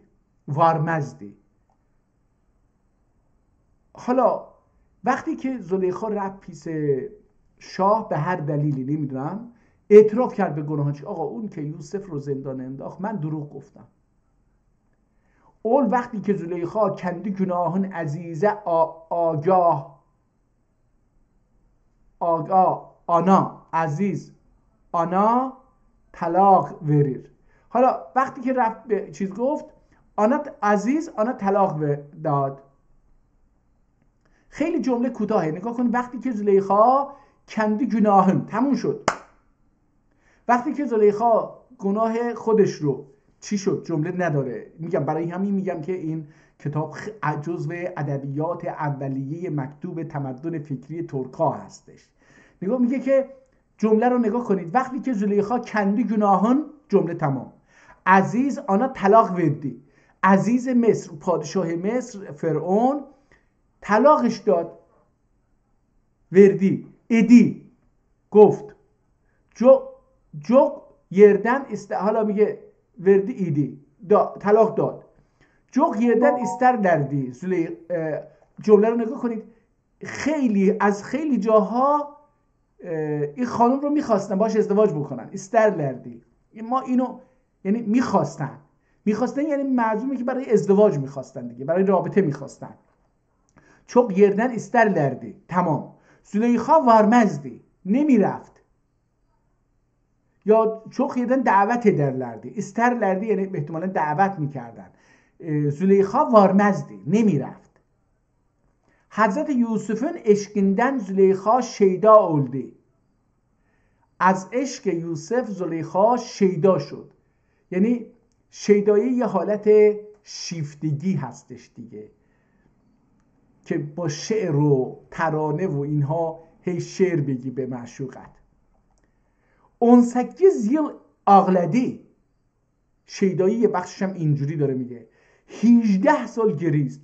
Her kim Yusuf'tan ötürü bir söz söyler ise mal dökerdi. Her kesi درباره یوسف'ten ötürü هر کسی درباره یوسف یه حرفی میزد به پایش پول میریخت، مال و ثروت میریخت. bir söz eylerdiyse mal dökerdi. Ana 1000 altın verirdi. 1000 سکه طلا میداد. حضرت یوسف'in suretin divarede yazdırdı. دیوارده یعنی دیوار. شکل حضرت یوسف رو در دیوار یازدردی، نگفت کشید. در اون زمان در مصر باستان خط چیز نبود. الان دارم به اسم گذاری کردم. خط قدیمی رو هرکلیف، یعنی خط نقاشی. خطی بود که درش نقاشی میکشیدن دیگه، نمی نوشتن. یعنی ما الان اون چیزی که در مغزمونه و به شکل صدا از زبانمون میاد بیرون، گوشمون میشنوه و گوش دیگران هم میشنوه، این رو روی کاغذ یا روی دیوار نقاشی میکنیم، یعنی مینویسیم با الفبا. اونها رو نقاشی میکنیم، صداها رو نقاشی میکنیم. در گذشته اون صداها رو به جای اینکه با الفبا نقاشی بکنن، با نقاشی میکردن. میگفتن یوسف، صورت یوسف. میرفتن صورت یوسف رو روی دیوار نقاشی میکردن. اگه میخواست بگه چشم یوسف، اون چشم رو جداگانه مثلا چشم یوسف در صورت یوسف خیلی درشت بود، یه صورت میکشیدن در کنارش یه چشمای درشت میکشیدن که در این صورت خیلی بزرگه، مثلا در این صورت اینجوری مینوشتن. خب حالا این زلیخا هم که عاشق یوسفه چیکار کرده؟ 18 yıl ağladı. Her kim Yusuf'tan ötürü bir söz söyler ise mal dökerdi. Ona 1000 altın verirdi. Hazreti Yusuf'un suretin divarede yazdırdı.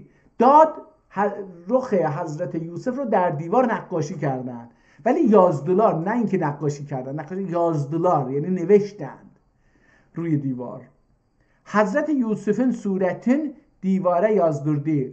Ona bakıp ağlardı. Ona bakıp ağlardı. Ona bakıp ağlardı. Ta hatta görmez oldu. O قدر گریه کرد که چشماش دیگه در حد نابینایی رفت. سوش رو از دست داد. بله bu güldü. Gamu dostları ondan yüz döndürdü. بله bu güldü. Bu küledi ihtimalen. Bu küledi. Büküldü. Beli büküldü. ببخشید. بلی büküldü. حالا من اینا بلی خوندم فکر کردم بلیه، ولی الان بعد دیگه بلی یعنی بلی. بلی büküldü. یعنی قامتش خم شد، دوتا شد، دال شد، الف جوانیش به دال تبدیل شد. بلی büküldü. گمو دوستلری آندن yüz döndürdü. گمو تمامی دوستاش ازش روی برگردند. آنی خورلمقه باشلدی. حالا مالش هم از دست رفته، پیر شده، چشمش نمیبینه، قامتش خم شده، با عصا داره راه میره احتمالاً، موهاش هم که سفید شده مثل دندان اگه داشته باشه. حالا آنی خورلمقه باشلدی. همه دوستاش که قبلا بودن پول میگرفتن و هزار سکه میگرفتن ازش، حالا اونو خار حقیر لمقه تحقیرش شروع کردن به تحقیرش. خورلمق، خور کلمه فارسی نیست، خار کلمه فارسی نیست، ترکیه خور، از خور خار شده، yani xor görmək, çox əskik görmək. Başladılar. Yusuf atəsi dərdi ilə ikən demişdi. Yusuf atəsi diri ikən demişdi. Yusuf zamanı ki پدرش diri بود، زنده بود، گفته بود، demişti. Bu sözü, bu این حرف رو زده بود. چی؟ و هم ملکden اوتا تردی. حالا نمیدونم این یعنی چی. و هم ملکden اوتانوردی. ها، هم به پدرش گفته بود و هم از ملک، اون شاهی که فرعون، اوتانوردی، خجالت میکشه، اوتانوردی زلیخایی المقه، خجالت میکشید از شاه که بره زن قبلی اون رو بگیره. bunun üstüne 18 yıl geçti. به پدرش هم گفته بود، از شاه هم خجالت میکشید که بره زن اولیه اون رو بگیره. از این داستان 18 سال گذشت. geçti. هم ملک دخی öldü. Züleyxa دخی qəti qırıldı. Qırı olmuşdu. Qəti qəri olmuşdu. و اینکه شاه مرد، زلیخا هم گری olmuşdu. Qəti qəri olmuşdu. حالا این گری، قاتی یعنی قات، یعنی این قدش دیگه احتمال میدم. گری olmuşdu احتمالا قırılmıştı، یعنی دوتا شده بود. یوسف زلیخایی almağa مراد yok idi. آرزو نداشت دیگه. مراد اینجا اراده‌ای برای آلماق اینجا به معنی ازدواج کردن دوستان، ولی خب به معنی گرفتن هست. آلماق یعنی گرفتن، ستاندن. میگه که دخی öldü, Züleyxa دخی qəti qəri olmuşdu. Yusuf Züleyxa'yı almağa murad yok idi. Bir gün Hazreti Yusuf ava çıktı. حالا رفت شکار. آوا جکدی، اینم جکدی. زلیخایه خبر وردیلر. یک کسی رفت به خود زلیخا خبر داد، معلوم نیست کی، که یوسف avdan döndü. Yusuf avdan döndü, Züleyxa etti. Beni onun yolu üstüne oturdun.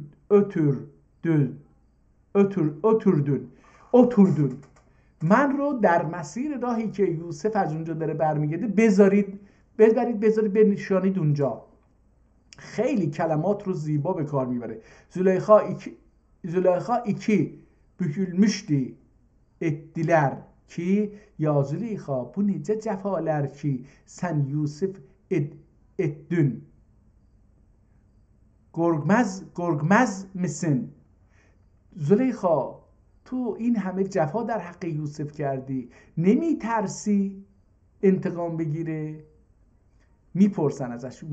گرگمز misin؟ نمی ترسی؟ اگر سنا گاگلرسه. این گاگلرسه چی میشه نمیدونم. گاگلرسه ندرسن. اگه به تو حالا یه حرفی بزنه، گاگلرسه به تو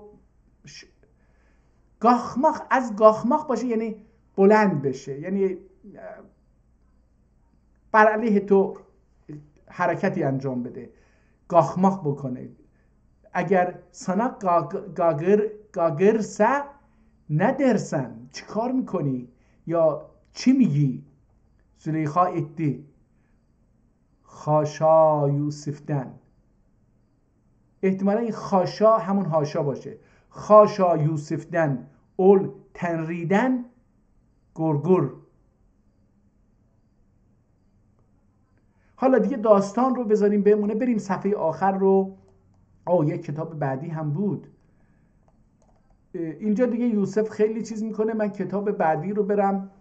سلام علیکم، حال شما چطورید؟ خوبید؟ Çok sevindim gördüm sizi. Sağ olun. حالا این صفحه آخر رو قبلا خونده بودیم، تاریخ نداشتیم کتاب دیگه، نخونیم اینجا رو، بریم و کتاب بعدی رو شروع بکنیم ببینیم این چی میگه. من از این کتاب هم فقط 2 صفحه میخونم که تموم. داستان تمیم داری. اول الله دیالون اول بیزه رزمی مقسوم ایلدی گامومیزه یعنی هموموزه. البته اینجا مثل فامومیزه وردی بیزه محمد رسول آنون له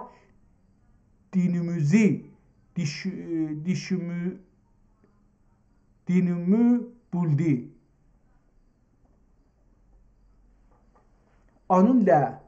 اینجا این خیلی جالبه، یه جوری انگار که مثلا روی این خط کشیدن، روی این دینموزی خط کشیده اینجا دینمو بولدی.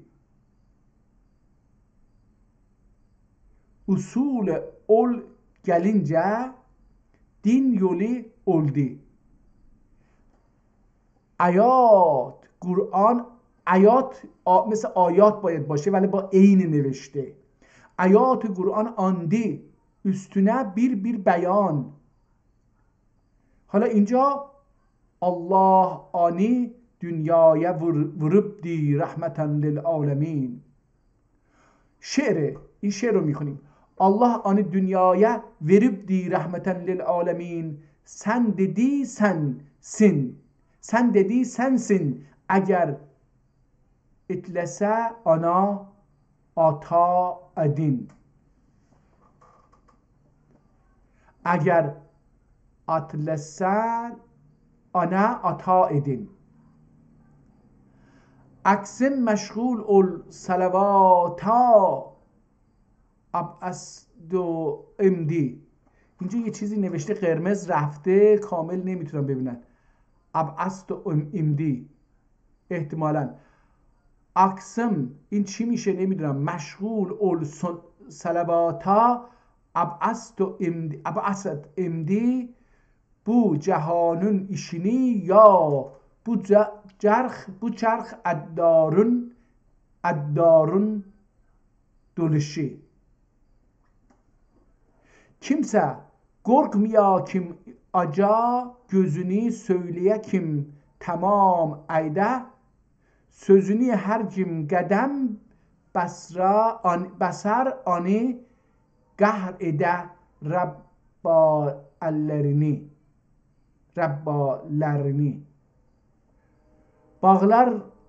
Bağlar ni zahm edersende o göydün anlar gör.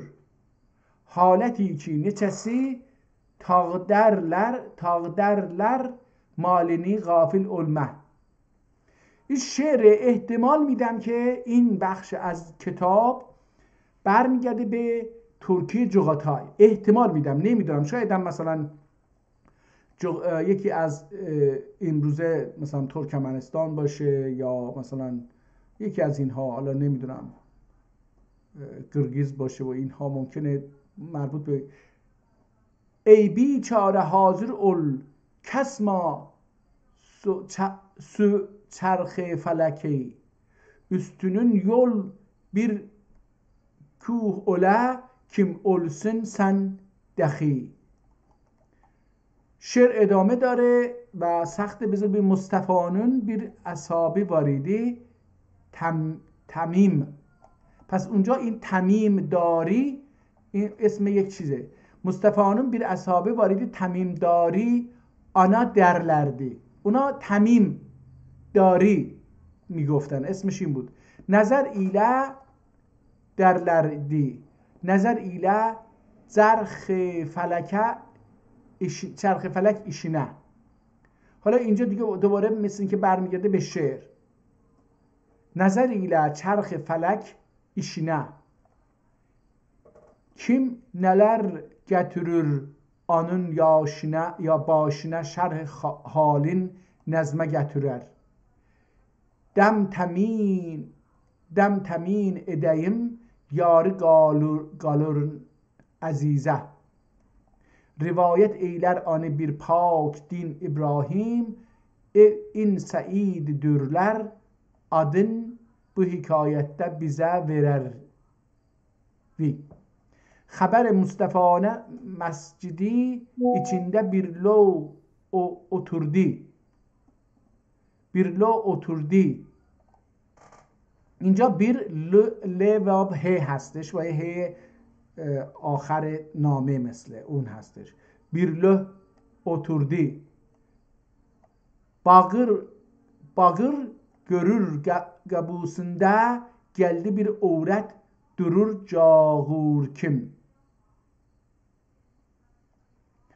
Müstead etti hakka halife zemine tulul bega ömrü ana. دیگه اینجا یه مقدار سخته این رو بخونم.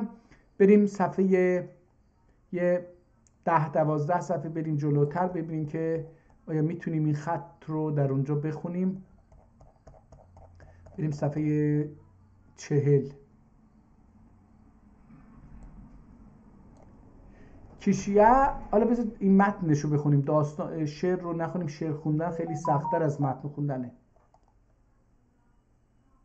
Yetre sanmış dedi.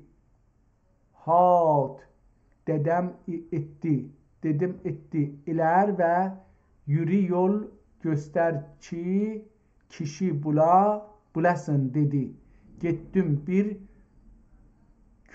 köhne bir gece gittiğimde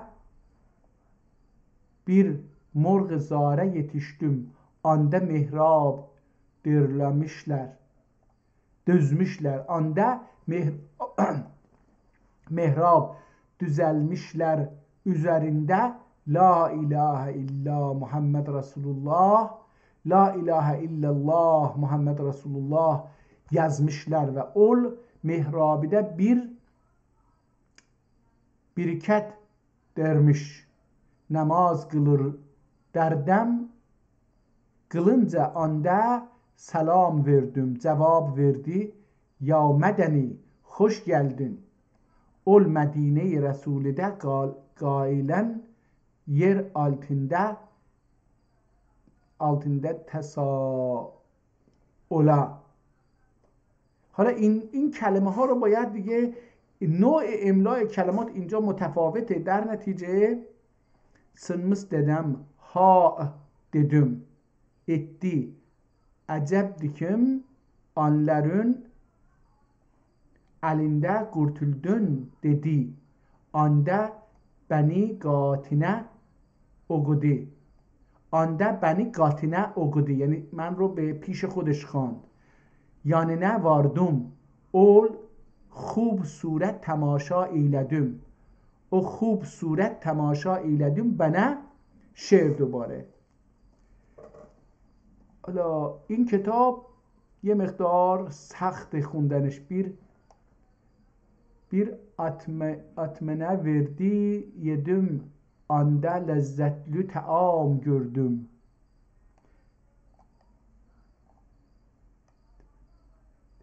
Bir atmene verdi yedim. احتمالا atmene verdi yedim anda lezzetli taam gördüm. Yediğim yoktu ya boğdu pes su istedim. Yedim boğdu pes su istedim.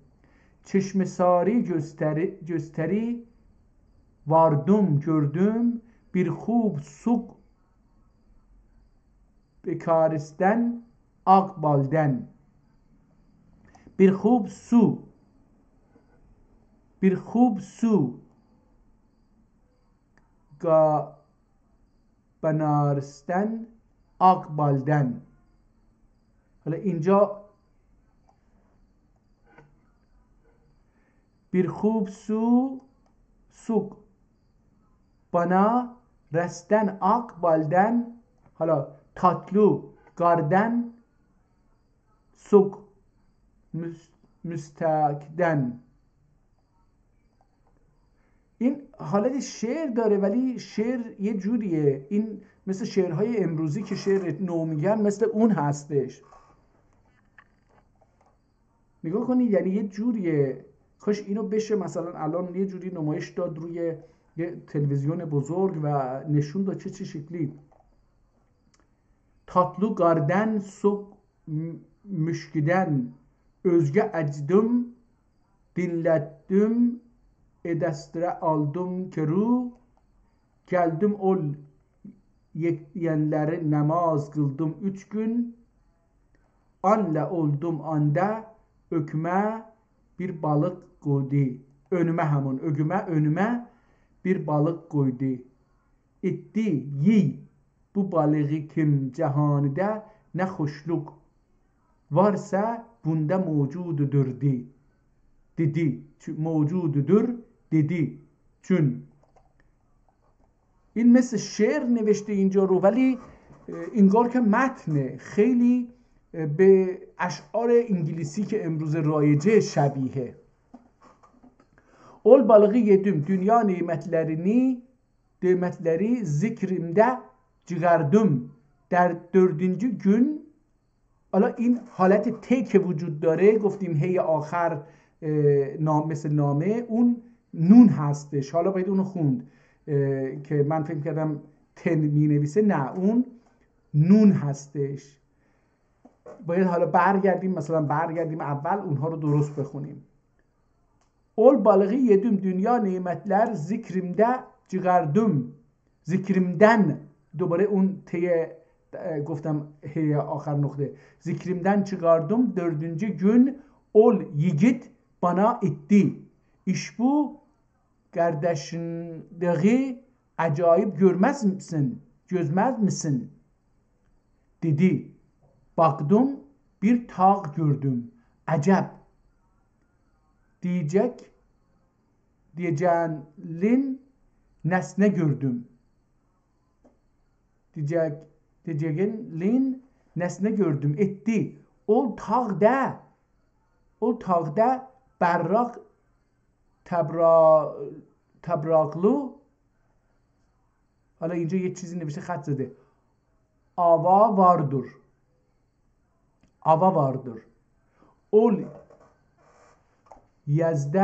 O yerde Adem Sefi aleyhisselam ve Bezr'da artık kimse anda vardığı yoktur. Ümmeti Muhammed'den anda bir kişi dahi verecektir diye eşittim.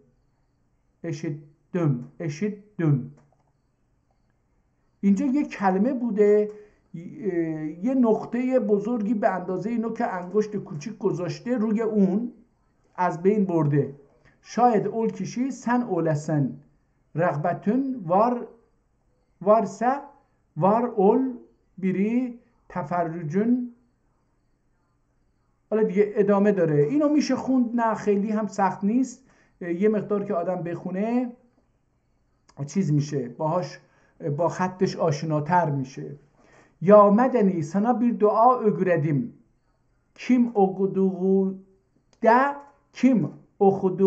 okuduğunda dünli gamden ve alemden kurtulasın.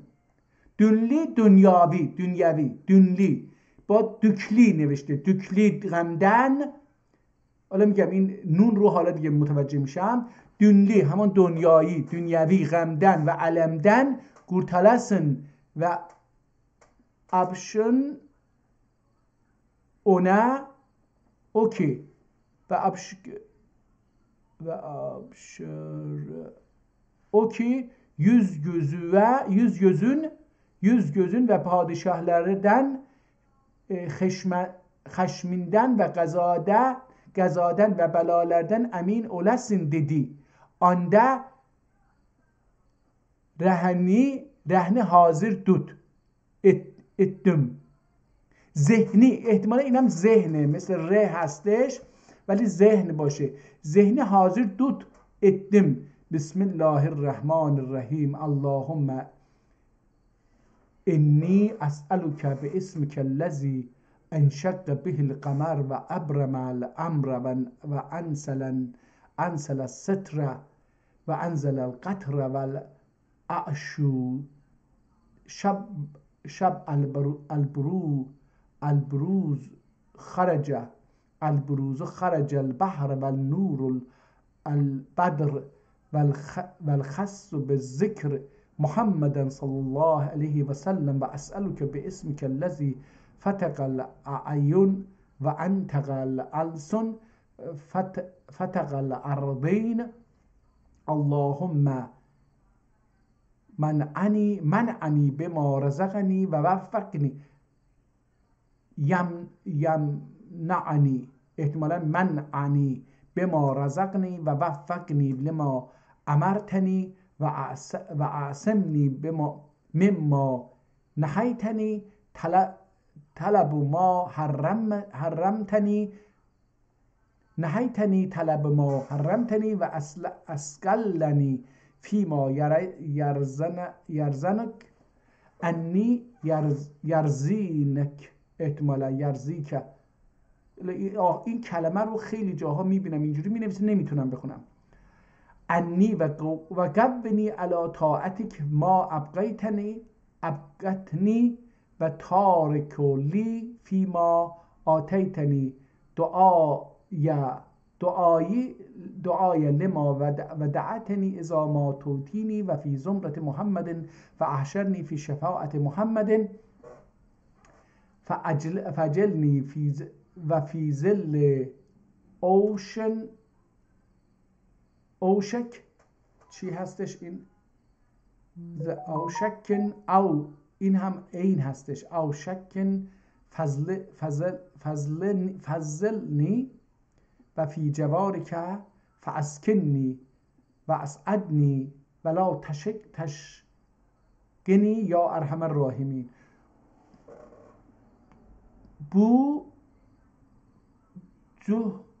bu dua okudum.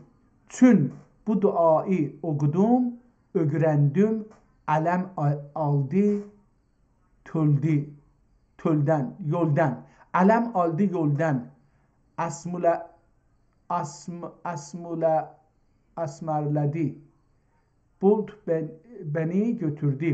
beni götürdü. Havada yürüyüp Medine'ye getirdi. Ardında koydu. Aşağı andüm. Bu maceraya uğradım. Halim budur kim? Dedem idi. İmdi görüm. Hakkı kimin elindedir dedi. Ömer, Osman ve Ali ve sahabe bu kelamet kim eşittiler. Hakkı timindir dediler. Ondan Ömer etti. Ya Temim, این تمیم هستش، تمیمندر dediler. Ömer etti.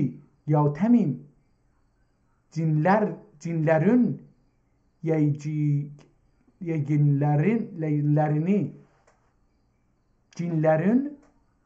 yiyeceklerini, suretlerini nece gördün? این مثلا با جنها رابطه داشته انگار. dedi Temim etti. Temim etti. Adamlar onlardan yemek için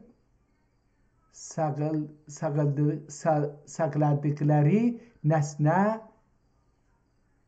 yemle tutuben kimseler onların buna olur cinler ve binamaz. Cenüpler ve binamaz. Ellerin taama sokmayalar ol taam dahi onların حالا این من فکر می‌کردم این شعره، به نظرم میاد نه این شعر نیست، این متنه، مثل شعر می نویسه. حالا یه متن نثری رو نوشته بود بالا، من اومدم پایین شعر رو دارم میخونم، ولی این شعر حالت میگم امروزی، شعر امروزی آمریکایی رو داره، خیلی خیلی مدرنه این شعر. ببینید از اینجا شروع میشه، از اونجایی که عمر علیه السلام یه حرفی رو زد dedi temim etti adimler ömürlerden. حالا بریم صفحه آخر این کتاب رو هم بخونیم، چون بیش از 1.5 ساعت که الان 1 ساعت 50 دقیقه.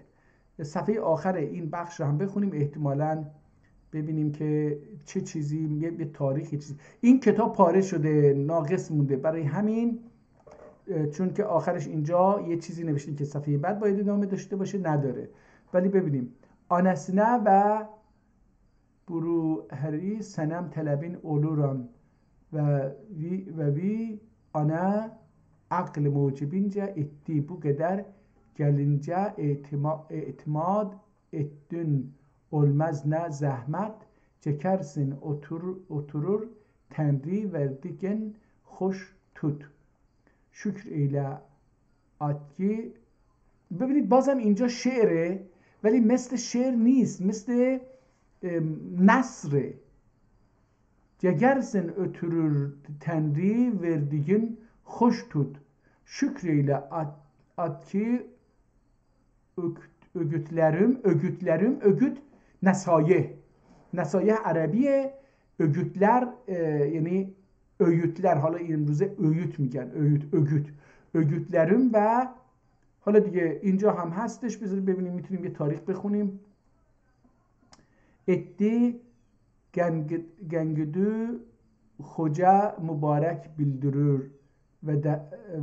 bildirir ve destur ve bir zeyn el asnam ecr ve kibrevi bir megam görevim anın gibi megam gördüğü yok. Mübarek karşılandı, izzet eyledi etti ey ulu biz ve millet üşün varsa buyur. İşün varsa üşün nevişte, üşün varsa buyur yeterlüm ve vi zeynil asnam etti. Hala این اسم احتمالاً و وی زین الاسنام etti بسرونم atım oldu. Vasiyet namusunda ve müşküm ey oğul bir mühmel olacak olursa müs'ere bizim mübarek ve arsın işler. نه دیگه این کتاب یه مقدار سخته راستشو بخواید ولی قابل خواندن هست. با 1 ساعت تلاش میشه خط این کتاب رو یاد گرفت و خوند. خیلی سخت نیست خوندن این کتاب، ولی متاسفانه این کتاب پاره شده و هیچ تاریخی ازش نیست. من با کتاب دوم که خیلی نخوندم نمیتونم در موردش حرف بزنم، ولی این کتاب اول که حدوداً 4-5 صفحه حداقل ازش خوندیم رو میتونم بگم جزو یکی از بهترین کتاب‌هایی که فکر میکنم به تاریخش بیش از 1000 سال قبل باشه. فکر میکنم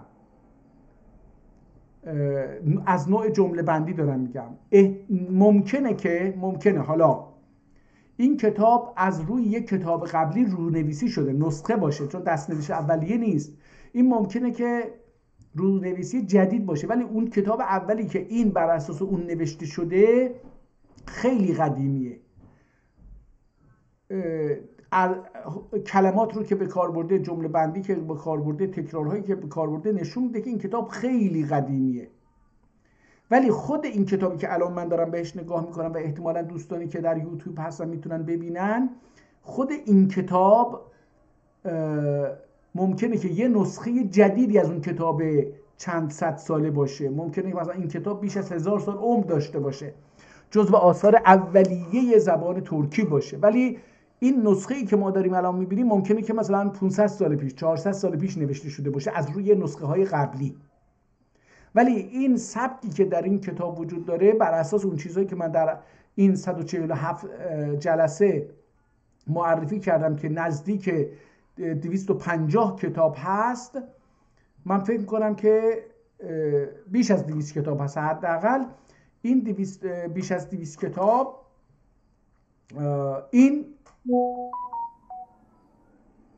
مقدمه بر اونهاست، نوع نگارشش هم از نظر اینکه اداری نیست، حالا این اداری نوشته شده باشه هم مهم نیست. اگر این حتی دیوانی به خط دیوانی هم نوشته میشد مهم نبود، برای اینکه این یه نسخه جدیدی از نسخه اصلی هستش که احتمالاً از روش 100 تا نسخه تا الان نوشته شده بود تا این کتاب، تا این زمانی که این کتاب نوشته شد. مثلا 500 سال پیش این کتاب رو نسخه برداری کردن، در دست ما هست الان یه نسخه ازش.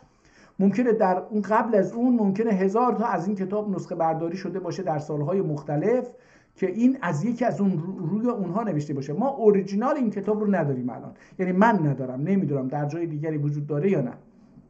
و هر حال به نظرم این کتاب از جهت اینکه یه داستان میگه، در داخل داستان یه قوانین رو میگه، یه اخلاقیاتی رو میگه، یه روابط اجتماعی رو توضیح میده، علاوه بر اون عشق رو، رابطه عشق عاشقی رو توضیح میده، رابطه گذشتن و اینها رو توضیح میده، داستان حضرت یوسف و پدرش و برادرانش و زلیخا رو داره توضیح میده، به اضافه یه فرعون و اینها رو داره توضیح میده. ولی در کنار اون به ما یه اطلاعاتی هم در رابطه با زبان ترکی و شکل شمایل اولیه اون داره میده و این خیلی مهمه به نظر من. کتاب بسیار خوبی بود. به هر حال تشکر میکنم از الله تبارک و تعالی که این فرصت و امکان رو و مجال رو به من داد که با این کتاب آشنا شدم. من فکر میکنم این کتاب جزو کتابایی باشه که باید خوند و با ادبیات و فکر ترک و نگاه ترک به داستان و اینها هم آشنا شد. روز و شبتون مبارک و بکام باد.